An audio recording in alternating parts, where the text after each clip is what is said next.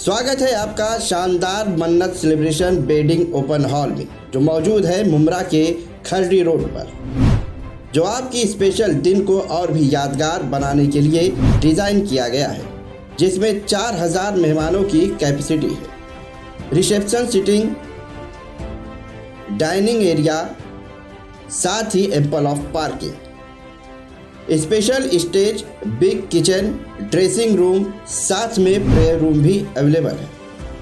मन्नत celebration wedding open hall में आप शादी, event, function, birthday party, social gathering और बहुत कुछ आप ऑर्गेनाइज कर सकते हो। स्पेशल सर्विस के साथ मन्नत सेलिब्रेशन वेडिंग हॉल, जहां हर शादी एक कहानी बन जाती है। जावेद भाई ने प्रेस कॉन्फ्रेंस किया, उसके बेस पर आज आपने फिर एक प्रेस कॉन्फ्रेंस रखी है, तो क्या है? देखिए, पहले तो मैं आपको बताता चलूँ कि मैं किसी के प्रेस कॉन्फ्रेंस के लिए प्रेस कॉन्फ्रेंस नहीं रख रहा हूँ।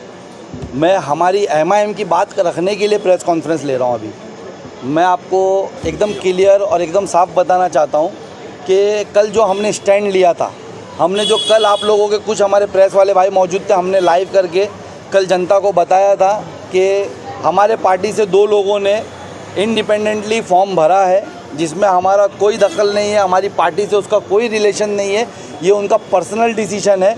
हमको इन्फॉर्म करे बिना, पार्टी को इन्फॉर्म करे बिना उन्होंने भरा है और हमने उनको पार्टी से निकाल दिया है।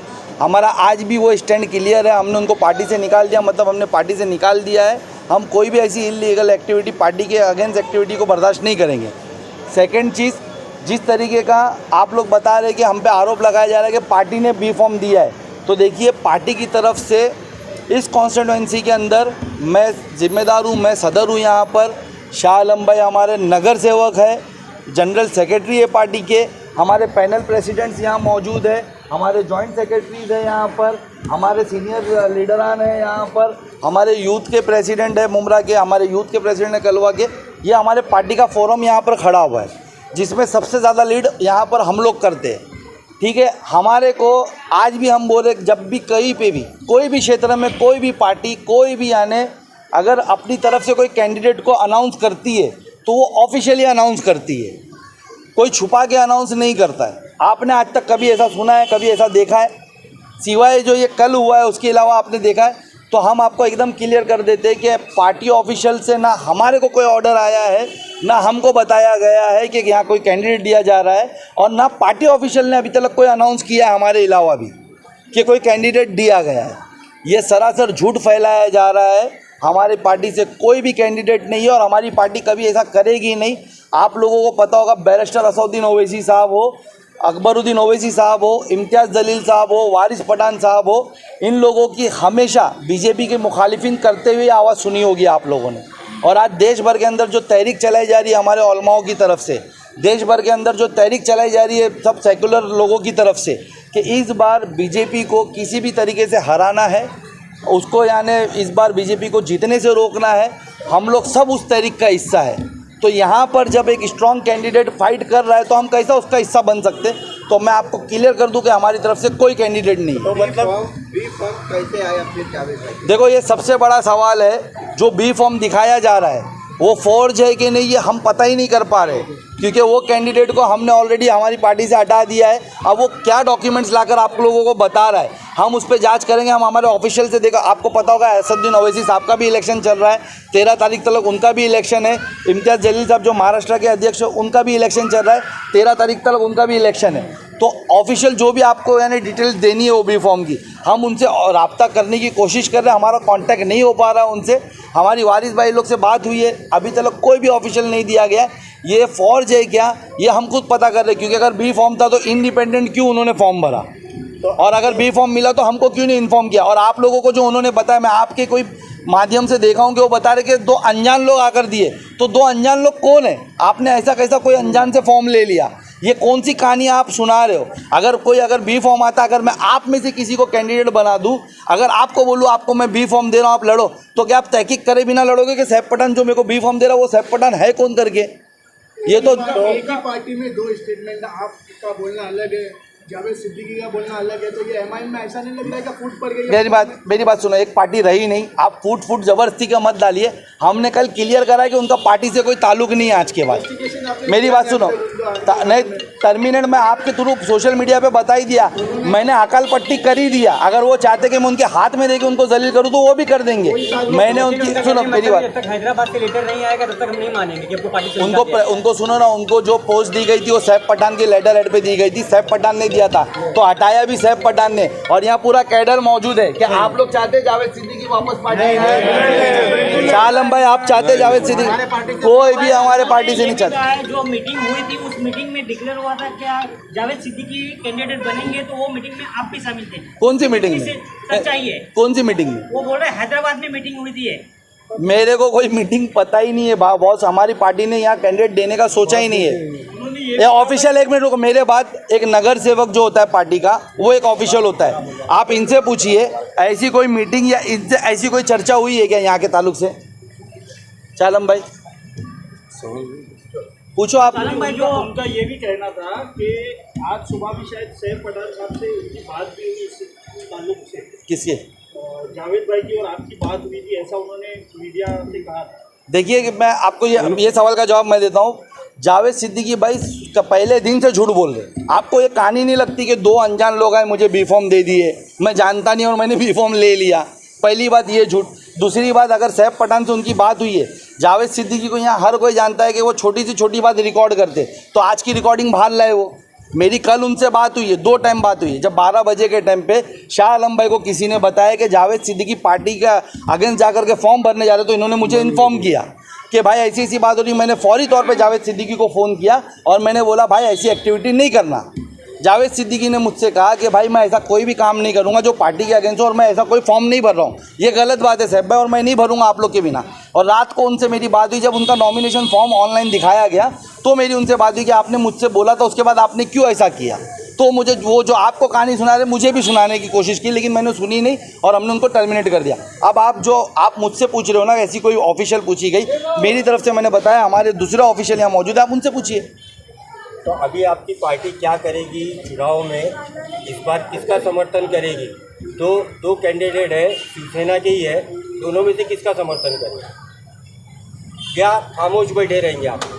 नहीं देखिए, मैंने कल भी कुछ प्रेस वालों को कहा, उससे पहले भी 2 बार इंटरव्यू में कहा, हमारे सब लोगों का एक ही चीज़ कहना है कि पूरे हिंदुस्तान को इस बार बीजेपी मुक्त होना ज़रूरी है। इस बार बात हमारी शनाख्त पे आ रही है। अगर बीजेपी वापस इख्तियार में आती है तो हम लोगों की शनाख्त के बारे में हमसे सवाल किया जाएगा। हमारे खिलाफ सीए, एनआरसी, एनपीआर जैसे काले कानून लाए जाएंगे। हमारे खिलाफ यानी हमारे शहरियत में वो दाखिल करने की कोशिश की जाएगी। इन सब को रोकने के लिए इस देश की डिक्टेटरशिप की तरफ इस देश को लेके जाया जाएगा। डेमोक्रेसी ख़त्म की जाएगी और लोगों का ये मानना है कि अगर ये इख्तियार में वापस आते तो अगली बार चुनाव ही नहीं होगा। तो इन सब चीज़ को सपोर्ट करेंगे। सुनिए, इन सब को बचाने के लिए हमने खुले तौर पे कहा है कि आप लोग अगर चुनिए, हम चाह रहे हैं कि आप लोग नोटा ना मारे, आप लोग अपने वोट को वेस्ट ना करें। हम किसी को समर्थन नहीं कर रहे, लेकिन हम हमारे आवाम से अपील कर रहे हैं कि अपने वोट का इस्तेमाल करिए। आप देखिए कि पूरे 540 जो सीटें हैं, 500 जो भी सीटें हैं, उस पर जो भी कैंडिडेट बीजेपी के अगेंस्ट स्ट्रांग होगा, चाहे वो कोई भी पार्टी से हो, चाहे वो इंडियन अलायंस से हो, चाहे वो हमारी एमआईएम पार्टी से हो, चाहे वो कोई दूसरी पार्टी से हो, आप लोग उसको वोट करिए और इस बार बीजेपी को हराइए। ये हमारा स्टैंड क्लियर है। मतलब वैशाली डरेकर ही है ना इधर से, वो जनता चुनेगी कि कौन स्ट्रांग कैंडिडेट है, और भी कैंडिडेट वो जनता चुनेगी। हम अपना अपील करेंगे लोगों से कि आप वोट करिए। साहिब भाई, ये आपने बता दिया कि उसकी जावेद सिद्दीकी की हकाल पट्टी एमआईएम से हो चुकी है। अगर फौजी डॉक्यूमेंट सही नहीं रहे, आला अधिकारी आपके जो है वहाँ से नहीं आए, अगर आए होंगे वहाँ से डॉक्यूमेंट, तो उसके बारे में आप क्या करेंगे? देखिए, हम श्योर है कि वहाँ से डॉक्यूमेंट्स नहीं आए।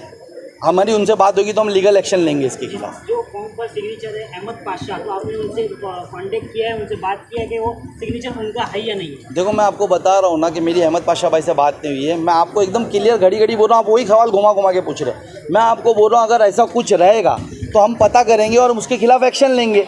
और अगर ऐसा हमारी पार्टी की तरफ से आया होता तो ऑफिशियल हमको आया होता ना, बी फॉर्म हम दिए होते। मुमरा में कल्याण लोकसभा में अगर एमआईएम का कोई कैंडिडेट आपको जानकारी नहीं थी, जिसकी वजह से आप लोग खफा होकर उनका विरोध कर रहे हैं। तो और भी इलाकों में जैसे भिवंडी लोकसभा में वहाँ भी एमआईएम का कैंडिडेट उतारा गया है, तो वहाँ से हमारा क्या करना है? मैं मेरे क्षेत्र की बात करूँगा। क्यों था? हमारा विरोध एमआईएम का कैंडिडेट ही नहीं था, वो झूठ बोल रहा था एमआईएम का कैंडिडेट है। अगर एमआईएम कैंडिडेट उतारना चाहती ना, हम लोग लब्बैक बोलते। अगर हमारे ऑफिशियल हमको बोलते कि यहाँ पर कैंडिडेट उतारना चाहिए, उनका समीकरण, उनकी रिपोर्ट बताती कि यहाँ से सीट निकल सकती है, तो हम क्यों मना करते? अरे भाई, मैं खुद कैंडिडेट बनने की इच्छा जाहिर करता है, नगर सेवक खुद कैंडिडेट बनने की इच्छा जाहिर करता है, हमारे बीच में से जावेद सिद्दीकी को लड़ाने की हम इच्छा जाहिर करते हैं। अगर पार्टी को डिसीजन होता तो हमारा विरोध उसके लिए नहीं, हमारा विरोध पार्टी के अगेंस्ट जाकर फॉर्म भरने से। आप बात को समझिए, हमारा विरोध उसके फॉर्म भरने से नहीं है। पार्टी का अगर ऑफिशियल होता तो हम एक्सेप्ट करते, हम लब्बैक बोलते। भाई, पार्टी में इतना बड़ा बवाल करते चल रहा है, आप पार्टी के वरिष्ठ जो नेता है, कौन कौन से वरिष्ठ नेता को आपने कॉल करके जानना चाहा कि बी फॉर्म जावेद सिद्दीकी को दिया गया कि नहीं दिया गया? देखिए, मैंने इम्तियाज़ जलील साहब को कॉल किया है, मैंने बैरिस्टर असदुद्दीन ओवैसी साहब को कॉल किया है, मैंने हमारे जो जनरल सेक्रेटरी है, जो हमारे क्या बोलते हैं कार्यकारी अध्यक्ष है गफ़ार कादरी साहब महाराष्ट्र, उनसे बात की है, मैंने मोइन सैयद साहब से बात की, मैंने वारिस पठान साहब से बात की। इवन इम्तियाज़ भाई बहुत ज़्यादा मशरूफ़ है इलेक्शन में, असद भाई बहुत ज़्यादा मशरूफ़ है, उनसे हमारी बात नहीं हो पाई। लेकिन असद साहब का मुझे मैसेज पे रिप्लाई आया है कि आप इम्तियाज़ भाई से बात करिए और ये जो भी है इसका क्लियरेशन करिए। तो हमारी बात हो रही है। पार्टी में आपके पार्टी के जो बड़े नेता हैं उनको भी नहीं मालूम है कि बी फॉर्म उनको आया कहाँ से? आया है करके, अगर हमारे, आप मैं क्या बोल रहा हूँ, अगर हमारे पार्टी से किसी को बी फॉर्म आया होता तो पार्टी डिक्लेरेशन नहीं होता। अरे कहीं तो होता, ट्विटर पे होता, हमारे इम्तियाज़ जलील साहब करे होते, असद साहब करे होते। ये सरासर झूठ बोला जा रहा है, ये सरासर झूठ बोला जा रहा है और हमको डाउट है कि वो फेक बी फॉर्म दिखाया जा रहा है। देखिए, आज जैसा एक भाई ने कहा कि उस पर अहमद पाशा कादरी साहब की साइन है, जाहिर सी बात है अगर कोई डुप्लीकेट बनाएगा तो पूरा डिलीट करेगा, कौन किसकी साइन रहती है वो सब। अहमद पाशा कादरी साहब से बात की? भाई देखिए, हमारी उनसे बात नहीं, लेकिन हमारे बीच में एक इब्राहिम शेख भाई है, कॉन्टेक्ट नंबर इब्राहिम सुनिए ना, इब्राहिम भाई है, उनकी उनसे बात हुई है। इतना बड़ा मसला चल रहा है, उनसे क्यों नहीं कॉन्टेक्ट कर रहे थे? अरे भाई, मेरी दिया कि नहीं दिया? पार्टी ऑफिशियल से मेरी बात चालू है, उनसे मेरे कल से मगजमारी जावेद सिद्दीकी को हमने पार्टी से निकाल दिया है, हमको उनसे बात ही नहीं करना है और हमको उनको बात ही नहीं सुनना है।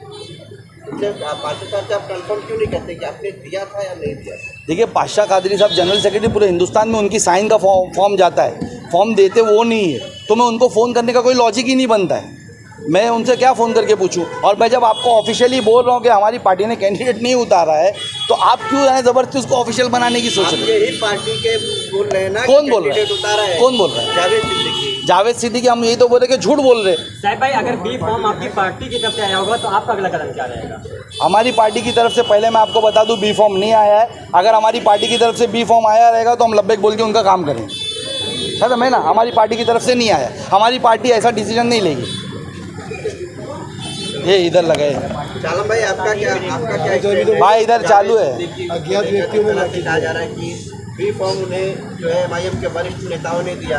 एक तरफ आप लोग इनकार कर रहे हैं कि नेताओं ने नहीं दिया, एक तरफ वो कह रहे हैं कि वरिष्ठ नेताओं ने दिया। कौन वरिष्ठ?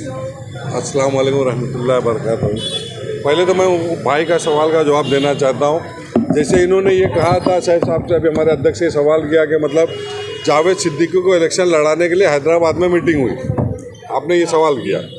जावेद सिद्दीकी, मैं एक नगर सेवक हूँ, तमाम लोग को मालूम है कि एमआईएम का अकेलौता नगर सेवक कोई है तो मैं हूँ, और जगह पे रुका हूँ अभी तक, पूरे थाना डिस्ट्रिक्ट में अभी तक मैं ही रुका हूँ। तो मुझे ये नहीं खबर कि हमारे पार्टी यहाँ इलेक्शन लड़ा रही और मीटिंग हैदराबाद में हो रही।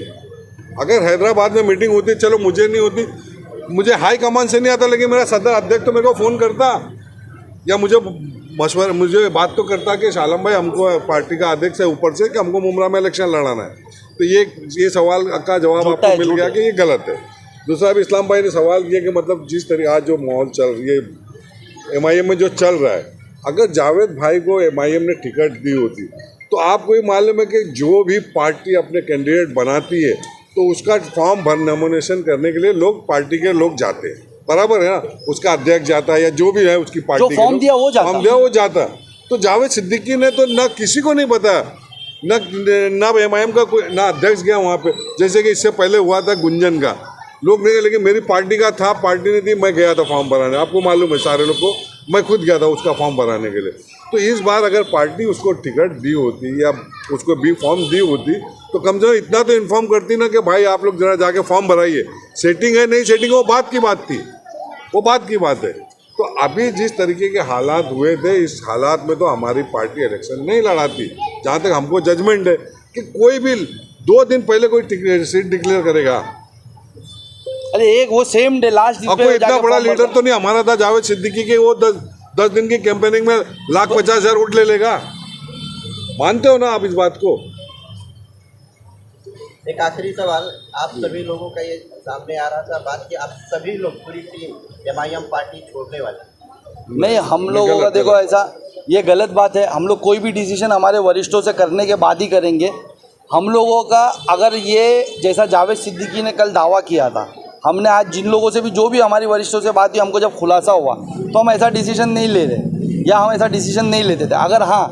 अगर ये गलत डिसीजन हुआ होता तो देखिए हम यहाँ पर कैडर ज़मीन पे हम जुड़ कर रहते हैं, हम लोगों को जोड़ते हैं, हम लोगों के लिए काम करते हैं यहाँ पर। हम हमारे अगर पार्टी को अगर कोई भी डिसीजन लेना है, अगर वो हमको इन्फॉर्म करे बिना ली होती तो डेफिनेटली हम हमारा जो भी प्रक्रिया होती वो आप लोग के सामने ला के रखते थे, आप लोगों के सामने बताते, आवाम को बताते थे। लेकिन ऐसी कोई बात ही नहीं हुई हमारे बीच में अभी तक। ऐसा कुछ रहेगा तो हम बताएंगे इंशाल्लाह।